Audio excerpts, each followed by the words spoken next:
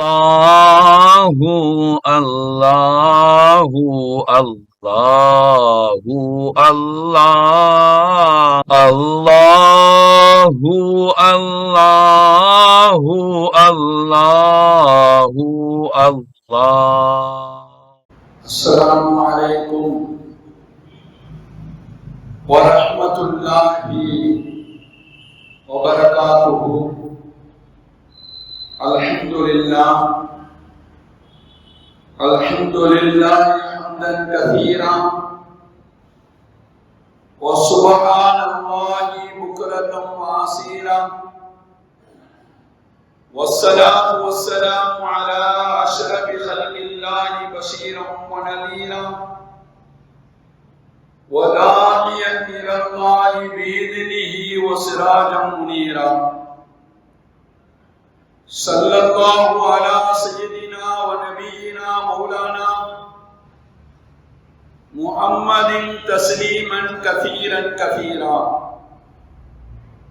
Amma ba'd, faqad qala Allah ta'ala fil Qur'anil azim. Bismillahir rahmanir rahim. Subhanalladzi asra bi'abdihi laylan من المسجد الحرام إلى المسجد الأقصى. صدق الله المولانا العظيم. وقال النبي صلى الله عليه وسلم ثم عرج بي إلى السماء. صدق نبي الله سيد البشر محمد رسول الله صلى الله عليه وسلم. அளவற்ற அருளாளனும் நிகரற்ற அன்புடையவனுமாகிய எல்லாம் அல்லாஹ்வின் பெயரை கொண்டு ஆரம்பம் செய்கிறேன். அவனுடைய அன்பும் அருளும் நமது உயிரிலும் மேலான காத்தமுன் நபியின் முஹம்மதுர் ரசூலுல்லாஹி ஸல்லல்லாஹு அலைஹி வஸல்லம் அவர்கள் மீதும் அவர்களை பின்பற்றி வாழ்ந்த சத்திய சஹாபாக்கள், தாபியீன்கள், தபா தாபியீன்கள், குறிப்பாக ஜும்மாவுடைய தொழுகையை நிறைவு செய்வதற்காக முன்னமே வருகின்றிருக்கக்கூடிய நம் அனைவர்கள் மீதும் இனி வர இருக்கக்கூடிய மூமின்கள் அனைவர்கள் மீதும் அல்லாஹ்வின் அன்பும் அருளும் என்றென்றும் நின்று நிலவட்டுமாக என்ற நல்ல துஆக்களோடு ஆரம்பம் செய்கிறேன். சங்கைக்குரிய அல்லாஹ்வின் நல்லடியார்களே, பொதுவாக மனித வாழ்க்கை என்பது ஒரே இடத்தில் நின்று வாழக்கூடிய வாழ்க்கை அல்ல. அது பல இடங்களுக்கு பயணப்பட்டு, மனித வாழ்க்கை என்பது பல இடங்களுக்கு பயணம் செய்து அது பல்வேறு பானங்களை பெறக்கூடிய ஒரு வாழ்க்கை தான் மனித வாழ்க்கை. மனிதன் அவன் பிறந்த நாள் முதல் அவனுடைய பயணம் தொடங்கிவிடுகிறது. கல்வி, வயது, வேலை வாய்ப்பு, பொருளாதார உயர்வு, வாழ்க்கையில் வெற்றி எல்லாம் அவனுடைய பயணங்களை கொண்டே மனிதன் அடைகிறான். சங்கைக்குரிய அல்லாஹ்வின் நல்லடியார்களே, அதே மாதிரிதான் நபிகள் நாயகம் ஸல்லல்லாஹு அலைஹி வஸல்லம் அவர்களுடைய வாழ்க்கை. நமது உயிரிலும் மேலான முஹம்மது ரசூலுல்லாஹி ஸல்லல்லாஹு அலைஹி வஸல்லம் அவர்கள் ஒரே இடத்தில் நின்று வாழ்ந்த வாழ்க்கை அல்ல நபிகளுடைய வாழ்க்கை. நபி அவர்களுடைய வரலாறு வாழ்க்கையை நீங்கள் புரட்டி பார்த்தால் பல பயணங்கள் அவர்களுடைய வாழ்க்கையில் நிறைந்திருந்தது. பல பயணங்களை நபி அவர்கள் வாழ்க்கையில் அவர்கள் பயணப்பட்டார்கள். ரசூலுல்லாஹி ஸல்லல்லாஹு அலைஹி வஸல்லம் அவர்களுடைய பயணத்தை குறித்து வரலாற்றில் நீங்கள் படித்து பார்த்தால் ஆச்சரியப்பட்டு போவீர்கள். ரசூலுல்லாஹி ஸல்லல்லாஹு அலைஹி வஸல்லம் வியாபார விஷயமாக பயணப்பட்டார். பொருளாதார உயர்வுக்காக வியாபார விஷயமாக பயணப்பட்டார்கள். உயிர் ஆபத்துகள் நிரம்பிய ஹிஜ்ரத்துடைய பயணத்தை ரசூலுல்லாஹி ஸல்லல்லாஹு அலைஹி வஸல்லம் அல்லாஹ்வுக்காக பயணம் செய்தார். அவமானங்கள் நிறைந்த தாயிப் பயணத்தை ரசூலுல்லாஹி ஸல்லல்லாஹு அலைஹி வஸல்லம் தங்களுடைய வாழ்க்கையில் அந்த பயணத்தை மேற்கொண்டார். பத்ர், உஹது போன்ற போர் பயணங்கள் ரசூலுல்லாஹி ஸல்லல்லாஹு அலைஹி வஸல்லம் அவருடைய வாழ்க்கையில் நிரம்பி இருந்தது. இப்படி வரலாற்றை நீங்கள் எடுத்து பார்த்தால் நபி அவர்களுடைய பயணங்கள் என்பது அவர்கள் பிறந்தது முதல் அவர்களுடைய மௌத் வரை அவர்களுடைய பயணங்கள் தொடர்ந்து இருந்தது. சங்கைக்குரிய அல்லாஹ் நல்லடியார்களே, ஆனால் அவங்க வாழ்க்கையில ஒரு பயணம் செய்தார்கள். அது அல்லாஹ் திட்டமிட்டு செய்ய சொன்ன நடத்திய அவர் ஒரு பயணம் தான் ரசூலுல்லாஹி ஸல்லல்லாஹு அலைஹி வஸல்லம் அவருடைய வாழ்க்கையில் முக்கியமான நடந்த பயணம். அது சாதாரண பயணம் அல்ல, அது அல்லாஹ்வின் திட்டத்தால் நடந்த பயணம், அல்லாஹ்வினுடைய நாட்டப்படி நடந்த பயணம். அதைத்தான் வரலாற்று ஆசிரியர்கள் இஸ்ரா மிஅராஜ் என்று வரலாற்று ஆசிரியர்கள் நமக்கு அடையாளப்படுத்துகிறார்கள். சங்கைக்குரிய அல்லாஹ் நல்லடியார்களே, பயணங்களை குறித்து வரலாற்று ஆசிரியர்கள் இங்க சொல்லித் தரக்கூடிய செய்தி என்ன தெரியுமா? ரசூலுல்லாஹி ஸல்லல்லாஹு அலைஹி வஸல்லம் அவர்களுடைய வாழ்க்கையில் அல்லாஹ்வினுடைய நாட்டப்படி திட்டப்படி நடத்தப்பட்ட இஸ்ரா மிஅராஜுடைய பயணத்தில் வரலாற்று ஆசிரியர்கள் சொல்லித் தரக்கூடிய நிகழ்வு என்ன தெரியுமா? 2 முக்கிய அம்சங்களை உங்களுடைய வாழ்க்கையில் கவனத்தில் எடுக்க வேண்டும் என்கிறார். ரசூலுடைய இஸ்ரா மிஅராஜுடைய பயணத்தை குறித்து வரலாற்று ஆசிரியர்கள் சொல்லும் பொழுது முதலாவது இஸ்ரா என்று சொல்கிறார், இரண்டாவது மிஅராஜ் என்று அடையாளப்படுத்துகிறார். சங்கைக்குரிய அல்லாஹ் நல்லடியார்களே, இஸ்ரா என்றால் மக்காவில் இருந்து பைத்துல் முகத்தஸிற்கு பைத்துல் முகத்தஸ் வரை சென்ற அந்த பயணத்தை வரலாற்று ஆசிரியர்கள் இஸ்ரா என்று அடையாளப்படுத்துகிறார். பைத்துல் முகத்தஸிலிருந்து வானத்தை நோக்கி பயணப்பட்ட அந்த பயணத்தை குறித்து வரலாற்று ஆசிரியர்கள் சொல்லும் பொழுது மிஅராஜ் என்று அடையாளப்படுத்துகிறார். சங்கைக்குரிய அல்லாஹ் நல்லடியார்களே, அல்லாஹ் குர்ஆனிலே இஸ்ராவை பற்றி சொன்னார். சுப்ஹானல்லதி அஸ்ரா பிஅப்திஹி லைலம் மினல் மஸ்ஜிதில் ஹராமி இலல் மஸ்ஜிதில் அக்ஸா. அல்லாஹ் தன்னுடைய அடியாரை ஒரே இரவில் மஸ்ஜிதுல் ஹரமிலிருந்து மஸ்ஜிதுல் அக்ஸாவுக்கு அழைத்து சென்றான் என்று அல்லாஹ் இந்த வசனத்தில் சொல்லித் தருகிறார். இஸ்ராவை குறித்து அல்லாஹ் பேசுகிறார். சங்கைக்குரிய அல்லாஹ் நல்லடியார்களே, மிஅராஜ் என்பது பைத்துல் முகத்தஸிலிருந்து வானத்தை நோக்கி பயணம் ஏற்பட்ட அந்த பயணம் குர்ஆனில் சொல்லப்படவில்லை, ஹதீஸிலே வருகிறது. பைத்துல் முகத்தஸிலிருந்து வானத்தை நோக்கி ஏற்பட்ட அந்த பயணத்தை குறித்து குர்ஆன் பேசவில்லை, ஹதீஸ் பேசுகிறது. ரசூலுல்லாஹி ஸல்லல்லாஹு அலைஹி வஸல்லம் அந்த பயணத்தை குறித்து ரொம்ப தெளிவாக ஹதீஸிலே சொல்லி தருகிறார். இந்த வானத்தை நோக்கி பயணத்தை குறித்து ரசூல் சொன்னார்கள், சும்ம உரிஜ பி இலஸ் ஸமா. பைத்துல் முகத்தஸுக்கு வந்த பிறகு என்னை வானத்தை நோக்கி அழைத்து செல்லப்பட்டது என்று ரசூலுல்லாஹி ஸல்லல்லாஹு அலைஹி வஸல்லம் ஹதீஸிலே ரொம்ப தெளிவாக சொல்லி தருகிறார். சங்கைக்குரிய அல்லாஹ் நல்லடியார்களே, வரலாற்று ஆசிரியர்கள் இரண்டுமே இந்த சமுதாயத்திற்கு ரொம்ப ஆதரவானது, ஆதரவுக்கிறது, அது வழிகாட்டுகிறது, அது பலவிதமான பாடங்களை கற்றுத்தருகிறது என்று வரலாற்று ஆசிரியர்கள் சொல்லித்தரார். அருமையான பெருமக்களே, உங்களுடைய சிந்தனைக்கு ஒரு செய்தியை ஞாபகப்படுத்த வேண்டும். அல்லாஹ்வின் நாட்டப்படி நபிகள் நாயகம் ஸல்லல்லாஹு அலைஹி வஸல்லம் அவருடைய வாழ்க்கையில் இஸ்ரா பயணம், மிஅராஜ் பயணம் நடந்திருந்தாலும் எந்த பயணத்திற்கு குர்ஆன் முக்கியத்துவம் கொடுத்திருக்கிறது என்று சொன்னால் இஸ்ரா என்ற பயணத்திற்கு தான் அல்லாஹ் குர்ஆனிலே அதை குறித்து பேசுகிறார். மக்காவில் இருந்து மஸ்ஜிதுல் அக்ஸாவை நோக்கி பயணப்பட்ட அந்த பயணத்தை குறித்து தான் குர்ஆன் பேசுகிறது. அந்த பயணத்தை குறித்து தான் அல்லாஹ் குர்ஆனிலே சொல்லுகிறான். இந்த வசனம் கியாமத் வரை ஓதப்படும். சுப்ஹானல்லதி அஸ்ரா பி அப்திஹி லைலம் மினல் மஸ்ஜிதில் ஹராம் இலல் மஸ்ஜிதில் அக்ஸா என்ற இந்த வசனம் அல்லாஹ் அதை குறித்து இஸ்ராவை குறித்து பேசுகிறான். இந்த வசனம் கியாமத் வரை ஓதப்படும். எதற்காக அல்லாஹ் இஸ்ராவை குறித்து மாத்திரம் பேசினான்? வரலாற்று ஆசிரியர்கள் முஃபஸ்ஸிரீன்கள் நமக்கு சொல்லுகிறார்கள், பயணங்கள் என்பது இந்த சமுதாயம் எந்த நிலையிலும் மறக்கக்கூடாது. பயணங்கள், வாழ்க்கையில் பயணம் என்பது இந்த சமுதாயம் எந்த நிலையிலும் மறக்கக்கூடாது என்கிற பாடத்திற்காக அல்லாஹ் தஆலா அதை குறித்து குர்ஆனில் பேசுகிறாக வரலாற்று ஆசிரியர்கள் முஃபஸ்ஸிரீன்கள் நமக்கு சொல்லித் தருவார்.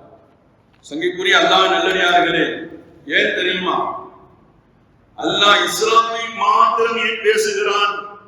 என்ன காரணம்?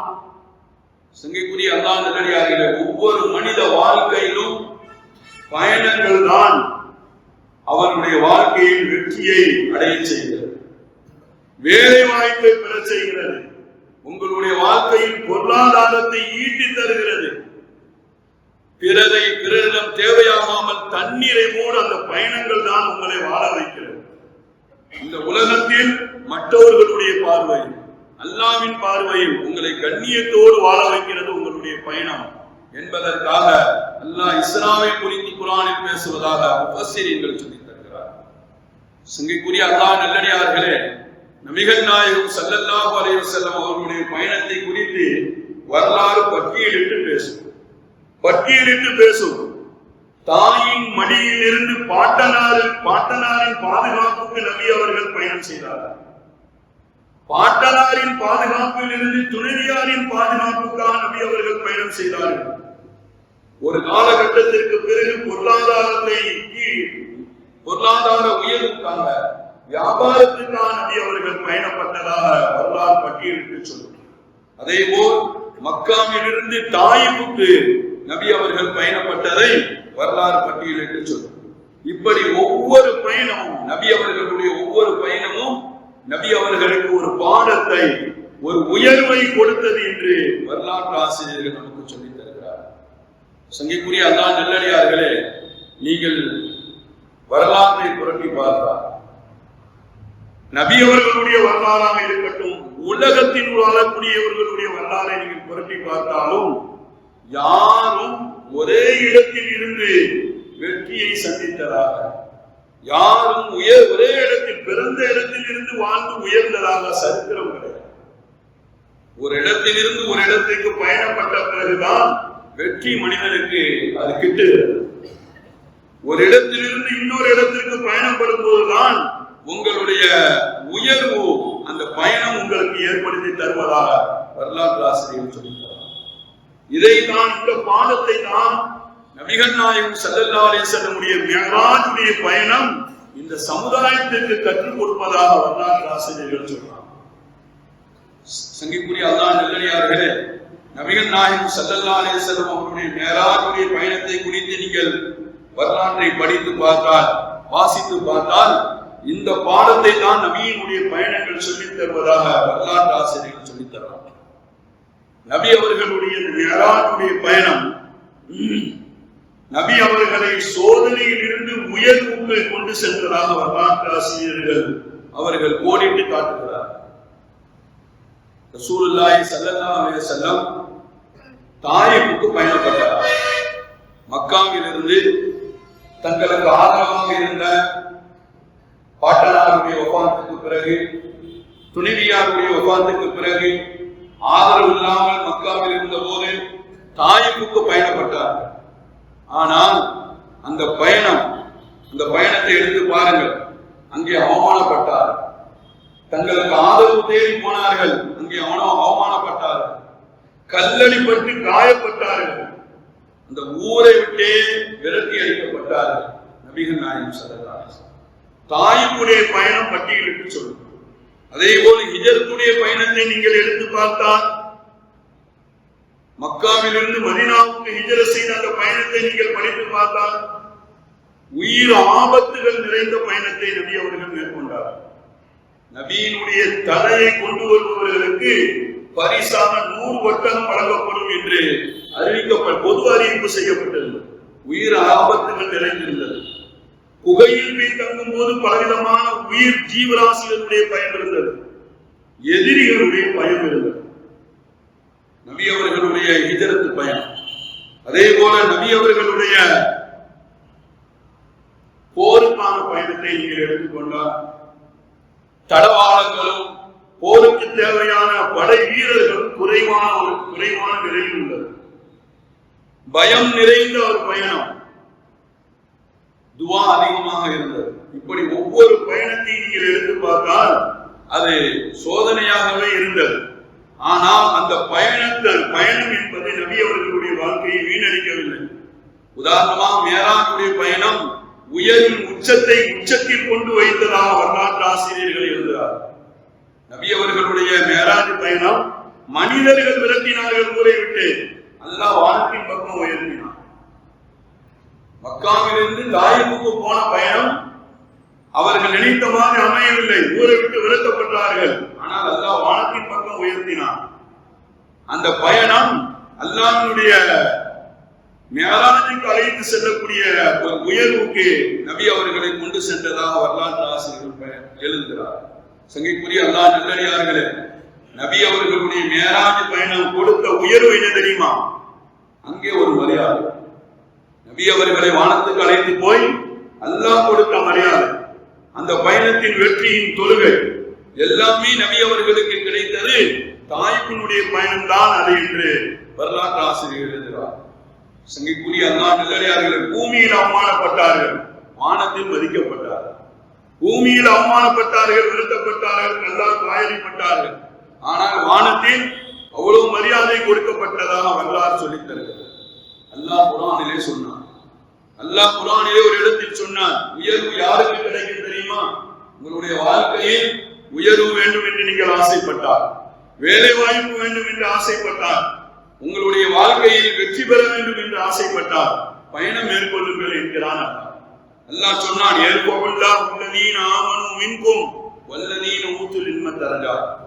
ஈமான் கொண்டவர்களையும் தன்னுடைய கட்டளைக்காக பயணம் செய்தவர்களையும் அல்லாஹ் உயர்த்துவான் என்று அல்லாஹ் சொன்னார்.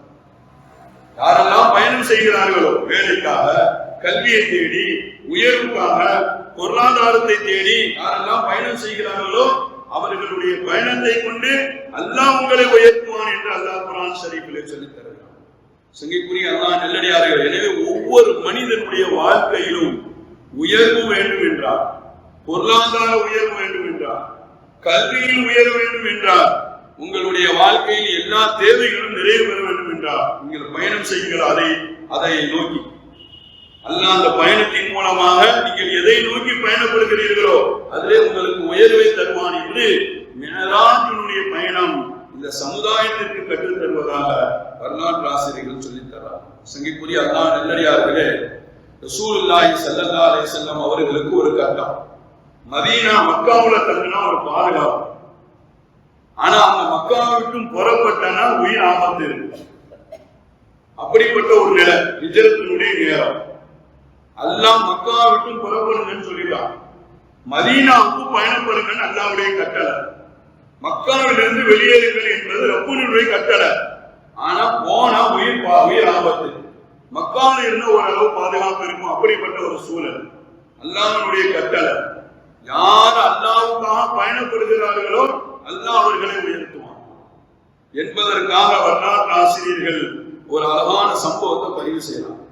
ரசூலுல்லாஹி ஸல்லல்லாஹு அலைஹி வஸல்லம் அல்லாஹ்வின் கட்டளைக்கு இணங்க அல்லாஹ்வுக்காக ஹிஜ்ரத்துடைய பயணத்தை மேற்கொண்டார்.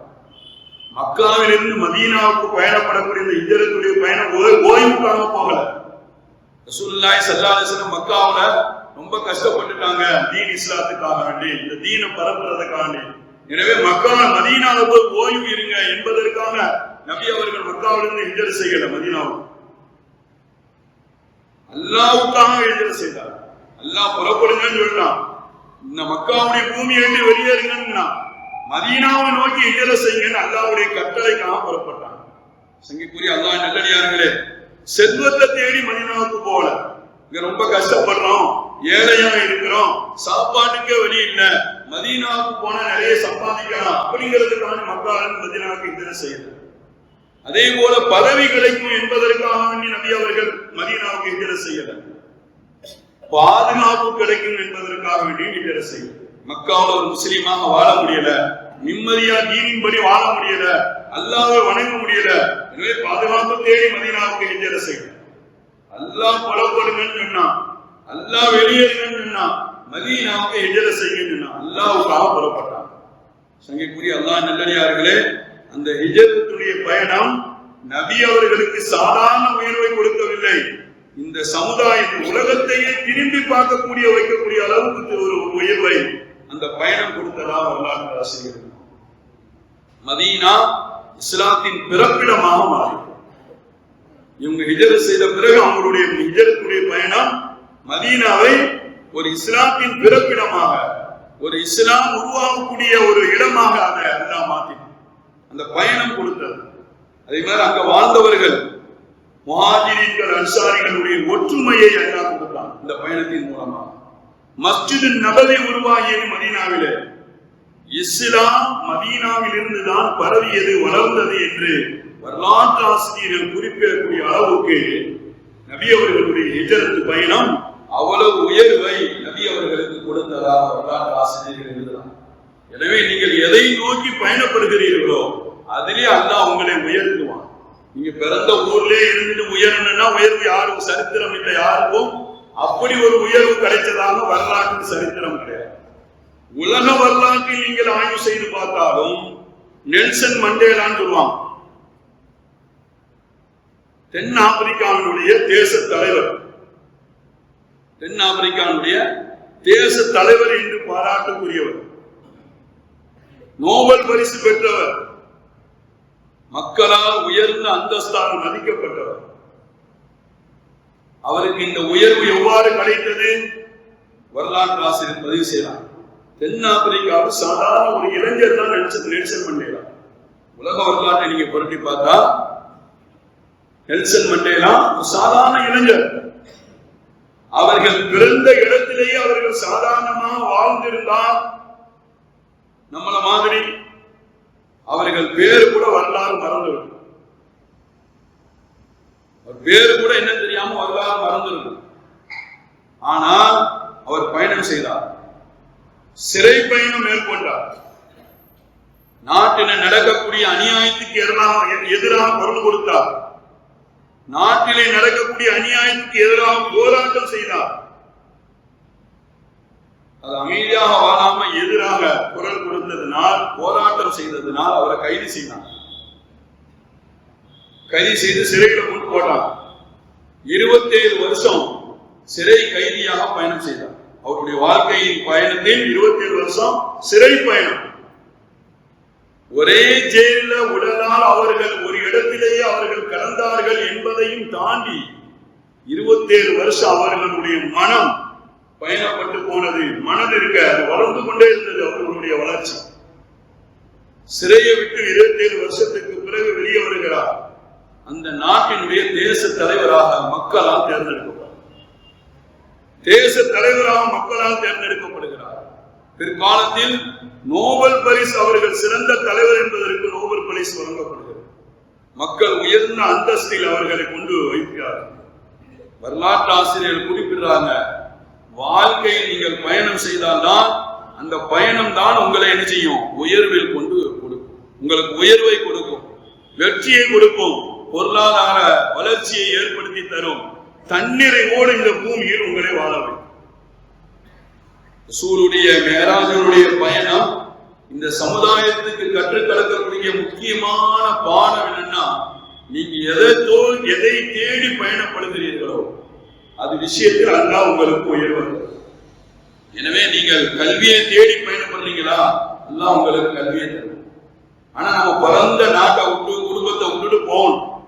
கல்விக்காக, தீனுக்காக, வேலை வாய்ப்புக்காக, பொருளாதார உயர்வுக்காக நீங்கள் எதை தேடி பயணப்படுகிறீர்களோ அதிலே அல்லாஹ் உங்களுக்கு நிச்சயம் உயர்வை தருவான் என்று மார்க்கம் நமக்கு சொல்லித்தருகிறார். அந்த பாடத்தை தான் நபி அவர்களுடைய மேராஜுடைய பயணம் இந்த சமுதாயத்திற்கு கற்றுத் தருவதாக மார்க்க அறிஞர்கள் நமக்கு சொல்லித் தருகிறார். எனவே சிங்கக்குரிய அல்லாஹ் நல்லடியார்களே, ஒவ்வொரு மனித வாழ்க்கையிலும் பயணம் என்பது அதுல ஒரு தனி கவனம் இருக்கும். அதை கொண்டுதான் நம்மளுடைய வாழ்க்கையின் உயர்வும் வெற்றியும் மேன்மையும் இருக்கு என்பதை நாம் நம்புறோம். எந்த நிலையிலும் அந்த பயணங்கள் விஷயத்தில் அலட்சியம் நமக்கு வரக்கூடாது என்பதை மார்க்கம் நமக்கு சொல்லித் தருகிறது. பயணங்களை கொண்டுதான் நம்மளுடைய ஈருலக வாழ்க்கையின் வெற்றி இருக்கிறது என்று குர்ஆனும் ஹதீஸும் நமக்கு சொல்லித் தருகிறது. அப்படிப்பட்ட உயர்ந்த பயணங்களை கொண்டு அல்லாஹ் நம்மளை உயர்வுபடுத்துவானாக. மிஹராஜில் இருந்து அல்லாஹ் நமக்கு கற்றுத்தரக்கூடிய உயர்ந்த பாடமாக இந்த பாடத்தை அல்லாஹ் நம்மளுடைய வாழ்க்கையில் செயலாக்கி அதை பயனுள்ள பயணமாக்கி தருவானாக. நம்மளுடைய பயணங்களை கொண்டு நம்மளுடைய ஊரும் உயர்வும் ஒரு குடும்பமும் உயர்வு பெறுவதற்கு அல்லாஹ் நம்மளுடைய பயணங்களை காரணமாக்கி தருவானாக என்ற நல்ல துவாக்களோடு உங்கள் அனைவருடைய துவாவையும் ஆதரவு வைத்து என்னுடைய வார்த்தைகளை நிறைவுபடுத்துகிறேன். وآخر دعوانا أن الحمد لله رب العالمين. السلام عليكم ورحمة الله وبركاته.